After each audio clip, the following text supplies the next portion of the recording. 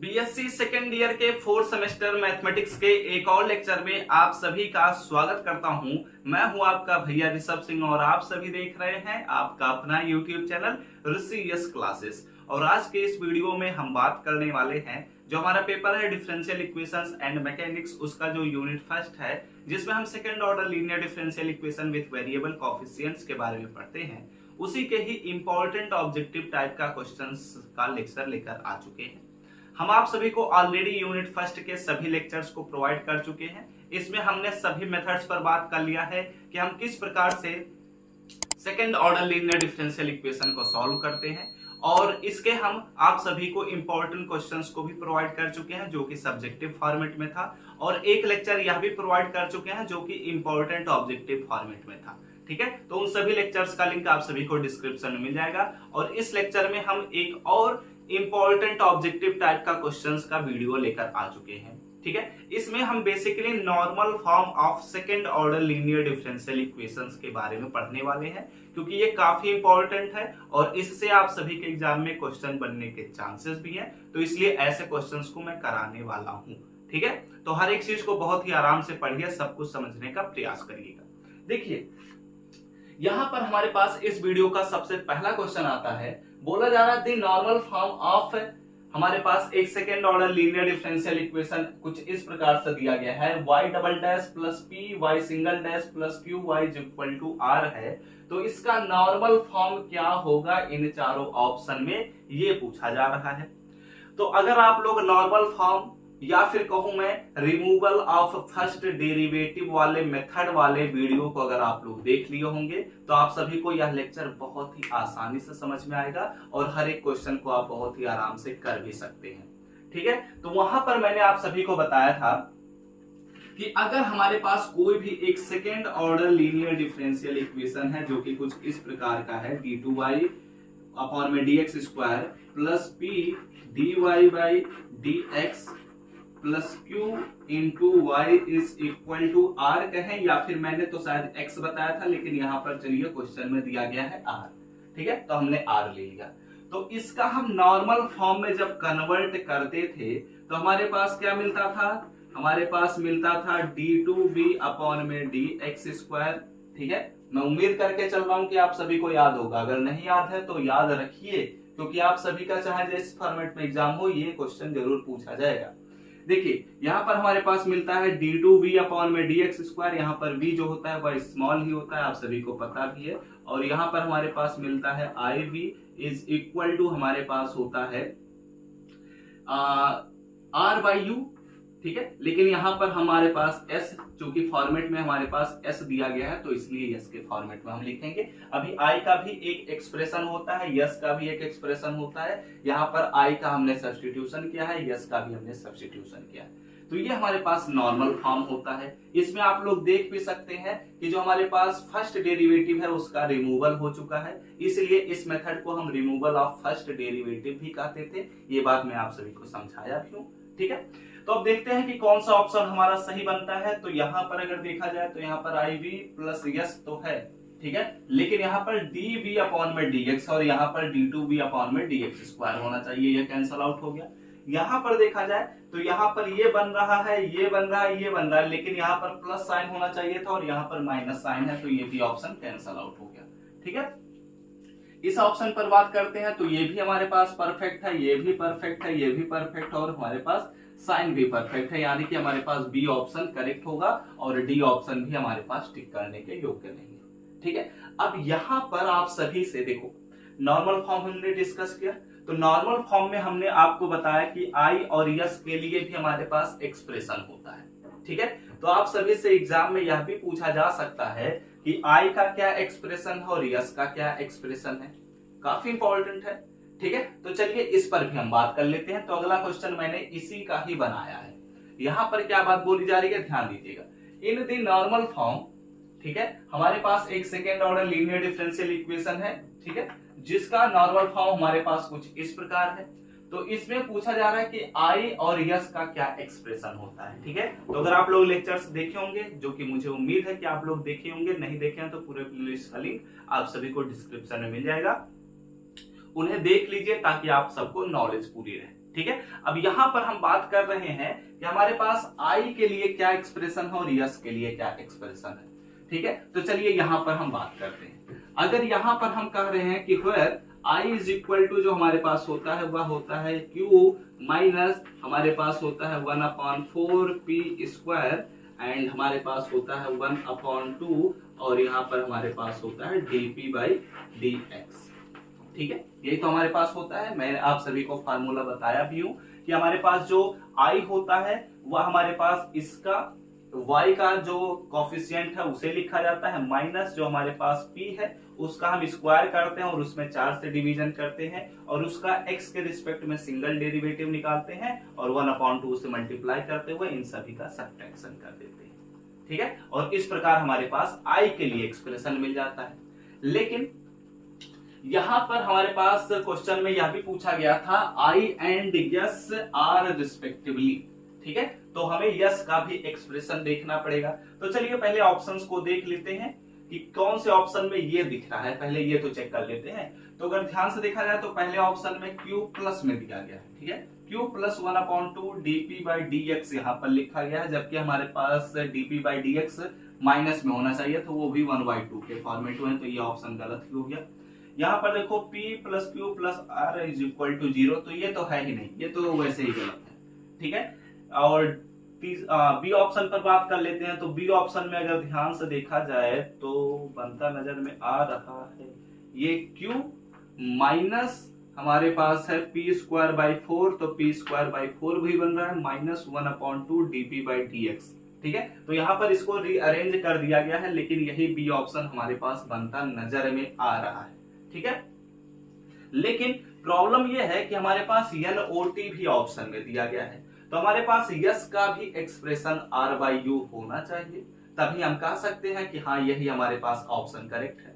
तो देखो नॉर्मल तौर पर अगर आप बुक्स स्टडी करेंगे तो वहां पर r बाई यू के बारे में कुछ भी जानकारी नहीं मिलेगा, लेकिन यही हमारे पास ऑप्शन है। देखो यस का हमारे पास जो वैल्यू होता है वह r बाई यू होता है। r मतलब क्या कि हमारे पास जो राइट हैंड साइड का डिफरेंशियल इक्वेशन का पोर्शन दिया गया है वो r है, और u का जो हमारे पास वैल्यू है वो आप सभी को मैंने लेक्चर के थ्रू भी बताया था कि हमारे पास जो u का वैल्यू होता है वह होता है e raise to the power minus integration 1/2 और p dx होता है। मैं आप सभी को पढ़ाया भी हूँ, बताया भी हूँ, ठीक है। तो यानी कि हमारे पास s is equal to r by U बन रहा है, ठीक है। तो इसलिए हमारा जो बी ऑप्शन है वही करेक्ट ऑप्शन है, ठीक है। और कई बार आप सभी को ऐसे भी बोला जाता है कि हमारे पास u जो है, ठीक है, यहाँ पर e raise to the power minus integration 1/2 p dx है। तो क्या किया जाता है e raise to the power, जब आप एक्सप्रेशन को देखेंगे तो वहां पर आपको ऐसे देखने को मिलेगा कि हमारे पास जो s होता है वह होता है r इंटू हमारे पास होता है e raise to the power integration 1/2 p dx, ठीक है। क्योंकि हमारे पास e raise to the power minus लगा था तो हमने उसे ऊपर लेकर गए तो हमारे पास प्लस हो गया, इसलिए ऐसा भी देखने को मिल जाता है, ठीक है। इस बात का भी ध्यान में रखिएगा, कोई भी प्रॉब्लम ना फेस करिए, ठीक है। तो आप सभी को पता चल गया ना कि हमारे पास आई क्या होता है, यस क्या होता है, क्योंकि इस पर क्वेश्चन पूछे जाते हैं। चलो एक न्यूमेरिकल भी मैं सॉल्व करा के दिखाता हूं कि हमारे पास अगर आई का वैल्यू कैलकुलेट करना पड़ गया, हमारे पास एक डिफरेंशियल इक्वेशन मान लेते हैं दे दिया गया, ठीक है, जो कि स्टैंडर्ड डिफरेंशियल इक्वेशन ना हो। तो इस सिचुएशन में हमें आई का वैल्यू अगर निकालना रहा तो क्या करेंगे, तो उसके लिए भी क्वेश्चन पर बात कर लेते हैं। आप लोग स्क्रीनशॉट लीजिए, उसके बाद हम बात करते हैं। तो चलिए ये रहा हमारे सामने उसी के बेस पर एक क्वेश्चन जिसमें हमारे पास एक डिफरेंशियल इक्वेशन दिया गया है, ठीक है, जो कि second order linear differential equation with variable coefficient का ही है। और इसमें आप सभी को नॉर्मल फॉर्म में आप सभी को आई पता करना है, बस आई पता करना है, यस हमें नहीं पता करना, इस बात का ख्याल रखिएगा, ठीक है। तो चलिए ऑप्शन हमारे पास दे दिए गए हैं, चलिए हम पता करना शुरू करते हैं। सोल्यूशन, तो हमारे पास अगर आई पता करना है तो नॉर्मल फॉर्म का एक्सप्रेशन लिखने की कोई खास जरूरत नहीं है। हमें पता है कि आई इज इक्वल टू, अभी मैंने आप सभी को बताया, q माइनस हमारे पास होता है P square by 4 and minus हमारे पास होता है 1/2 dp बाई dx होता है।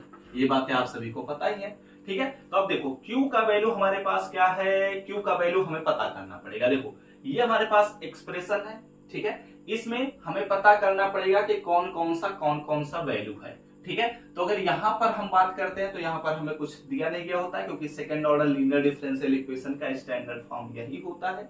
अगर यहाँ पर कुछ होता तो हमें डिवीजन करना पड़ता है। ये बातें हम ऑलरेडी डिस्कस कर चुके हैं लेक्चर्स के फॉर्मेट में। तो अगर हम p का वैल्यू पता करना चाहते हैं इस डिफरेंशियल इक्वेशन में, तो हमारे पास -4x होगा, डायरेक्ट मैंने बात किया। q का वैल्यू अगर हम पता करना चाहते हैं तो हमारे पास होगा 4x² - 1, और अगर r का वैल्यू हम पता करना चाहते हैं तो हमारे पास होगा -3e⁻x² एंड हमारे पास होगा sin 2x। तो खैर हमें r का उपयोग तो करना नहीं है, हमारे पास q और p का ही उपयोग करना है। चलिए उपयोग करते हैं। q का वैल्यू हमारे पास क्या दिया गया है, 4x² - 1 एंड माइनस हमारे पास फार्मूला है तो माइनस हमने लगाया p का स्क्वायर। p का स्क्वायर मतलब इसका स्क्वायर, तो हमारे पास हो गया -4x का होल स्क्वायर अपॉन में 4 एंड यहाँ पर हमारे पास -1/2 एंड d, और यहाँ पर हमारे पास -4x अपॉन में dx हो जाएगा। ठीक है। वैसे आप सभी को डायरेक्ट आप सब कर सकते हैं, कोई दिक्कत की बात नहीं है। मैं स्टेप बाय स्टेप करा रहा हूं क्योंकि मैं तो आपको समझाने के लिए आया हूं, ठीक है, इसलिए मैं करा रहा हूं। ऐसा नहीं तो आप लोग डायरेक्ट डिफरेंशिएशन रखिए। तो यहाँ पर मिलेगा हमारे पास 4x² - 1। अब देखो ध्यान से सुनना, माइनस का स्क्वायर करेंगे तो प्लस हो जाएगा, अच्छी बात है। 4 का स्क्वायर करेंगे तो 16 हो जाएगा। 4 से डिवाइड करूंगा तो क्या बचेगा, 4 बचेगा। ठीक है। तो यहाँ पर माइनस तो हमारे पास ऑलरेडी है और यहाँ पर प्लस हो रहा है, तो 4x² मिल जा रहा है। ठीक है, समझ गए होंगे, कोई दिक्कत की बात नहीं होनी चाहिए। माइनस से माइनस हमारे पास प्लस हो गया। 4x का हम डिफरेंशिएशन करेंगे तो 4 कांस्टेंट की तरह ट्रीट होगा, 2 से भाग हो जाएगा तो हमारे पास 2 ही बचेगा। x का x के रिस्पेक्ट में डिफरेंशिएशन करेंगे हमारे पास 1 हो जाएगा। ठीक है। अब देखो यहाँ पर 4x² कैंसल आउट हो रहा है, -1 और +2 यानी कि हमारे पास क्या मिला, +1 मिल गया। ठीक है, बिल्कुल सही है ना, कोई दिक्कत की बात होनी नहीं चाहिए। उम्मीद करता हूं सब कुछ सही ही होगा। तो अब देख लेते हैं हमारे पास i का वैल्यू क्या है, 1 मिल चुका है। तो i का वैल्यू हमारे पास ऑप्शन में देखा जाए तो हमारे पास पहला ही ऑप्शन करेक्ट हो रहा है, तो ये हमने अपने पहले ऑप्शन को टिक कर लिया। ठीक है। अगर हमसे s का भी वैल्यू पूछा होता तो हम s का भी वैल्यू निकालते, मैंने आप सभी को फार्मूला बता ही दिया है। ठीक है, तो आप लोग चाहे तो स्क्रीनशॉट ले सकते हैं। चलिए अगले क्वेश्चन की तरफ बढ़ते हैं। उसी प्रोसेस के बेस पर एक और न्यूमेरिकल को हमने ले लिया यहाँ पर, ताकि और भी चीजों को हम समझ सकें। देखो यहाँ पर एक और डिफरेंशियल इक्वेशन दिया गया है जो कि second order linear differential equation with variable coefficient है। इसे हमें नॉर्मल फॉर्म में चेंज करने के बाद हमारे पास i का क्या वैल्यू मिलेगा, ये बात पूछी जा रही है, इस बात का ख्याल रखिएगा। ठीक है, ऑप्शन हमारे पास सामने दिए गए हैं। चलिए हम प्रोसेस को समझते हैं। वैसे प्रोसेस हम ऑलरेडी समझ चुके हैं, तो चलिए हम अपने आंसर की तलाश करते हैं और थोड़ा तेजी से हम लेकर चलते हैं। ठीक है, तो हमारे पास i का अगर हम वैल्यू निकालते हैं तो हमारे पास फार्मूला है कि q माइनस हमारे पास होता है p²/4 एंड -1/2 और हमारे पास होता है dp/dx। ठीक है, इतनी बातें हमें पता है।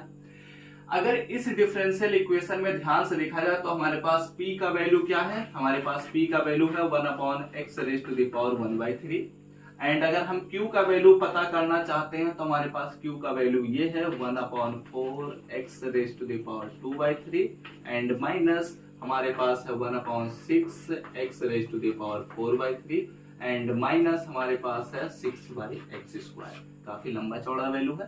खैर हमें जिन चीजों से मतलब है उन्हीं चीजों का हम उपयोग करेंगे। ठीक है, चलिए देखते हैं। i का वैल्यू अगर हम निकालना चाहते हैं तो q का वैल्यू हम रखेंगे तो हमारे पास मिलेगा 1/4x⁻²।